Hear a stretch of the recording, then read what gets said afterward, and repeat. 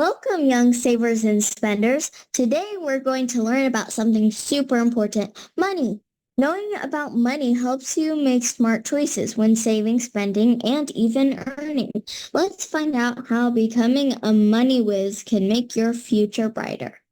Welcome, future money masters. Today we're starting an exciting journey to unlock secrets of compound interest. This isn't just any old topic. It's your superpower for growing your savings and a sneak peek at why you should be careful with borrowing money. So, what is a compound interest? Why is it so powerful? Imagine you planted a magic seed in your garden. Over time, not only does the seed grow into a plant, but those new plants start growing plants. Compound interest works similarly with your money. When you save money, compound interest helps it grow by continuously earning extra money on the amount you saved and on the interest you've already earned. It's like your money making more money without you having to do any extra work.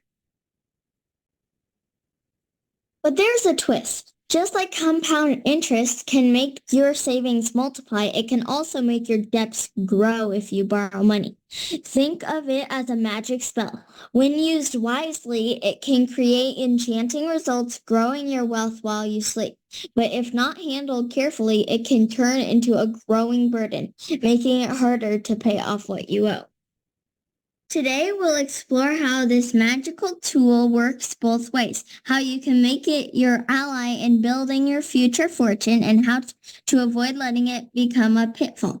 Ready to find out how to control this powerful magic? Let's dive in and turn you into savvy savers and wise spenders. Hey there, bright budgeters. To start making your money grow, we need to learn about a tiny but mighty word, percent. It's a special word we use when we talk about how much our money can grow in a bank, or even how much extra we pay back when we borrow. This is the symbol for it. Let's break it down. Per, it is a fancy way of saying out of, and cent.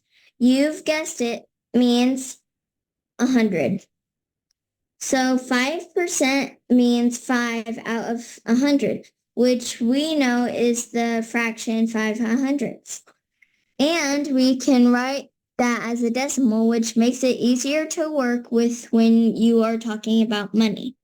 Hello, son. We'll pay you 5% a year to save your money here. That is our interest rate.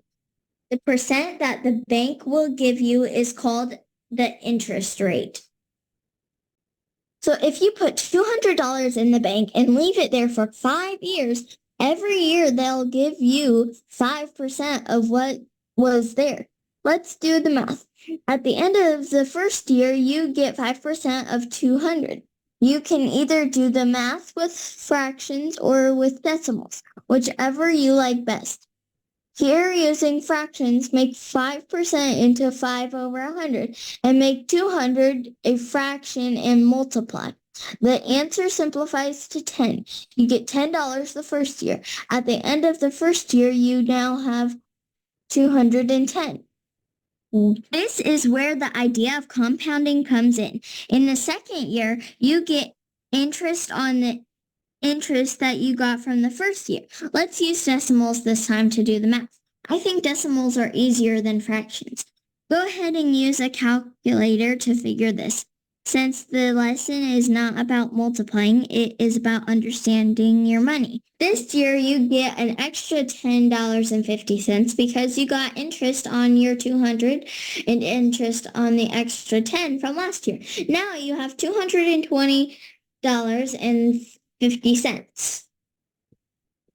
You made more money this year than you did last year, even though you didn't put any more money in.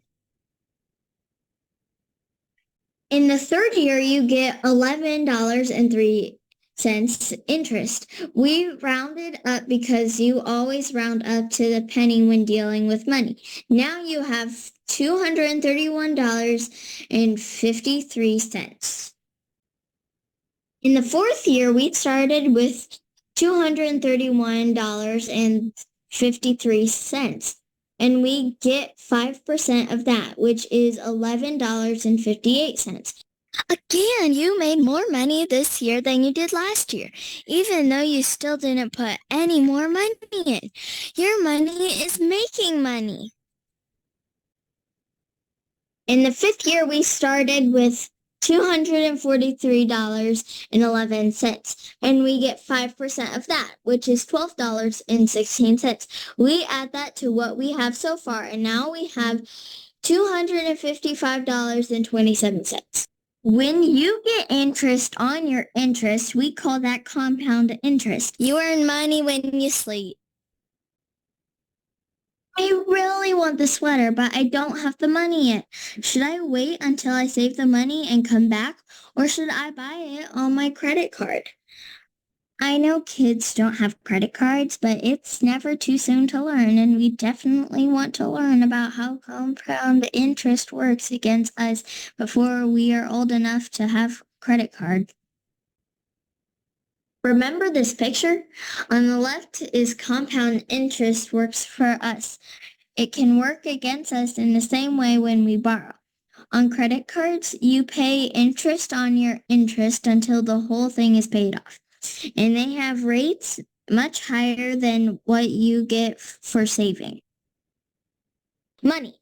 Borrowing or saving works for you or against you. You don't have to do the math by hand to make decisions. You can use calculators and spreadsheets to help you figure out how much money you can make while you sleep, or how much extra you will pay for a sweater. My grandma made formulas in a spreadsheet for me. Let me show you. I just put in the amount I am saving, put in the interest rate the bank gives me, then the number of years I'll leave it there. And she put a formula in to tell me the end amount. Wow, that is more than $1,000 of free money. What if Grandpa keeps giving me report card money and I can add another $100 every year? Grandma added this to the formula. If I add $100 every year, free money. Now let's see how much extra I pay for my sweater using Grandma's spreadsheet. I borrow $50. The interest rate is 27%. I only have to pay $12 a year for 10 years. I will have paid $120 and I'd still owe $105. Wait a minute. I'm paying more than triple for that sweater. My credit card company said that because I'm so special, I only have to pay a little bit each month. They tricked me. I am going to wait until I have the money to buy that sweater. I am going to be financially literate before I get credit cards.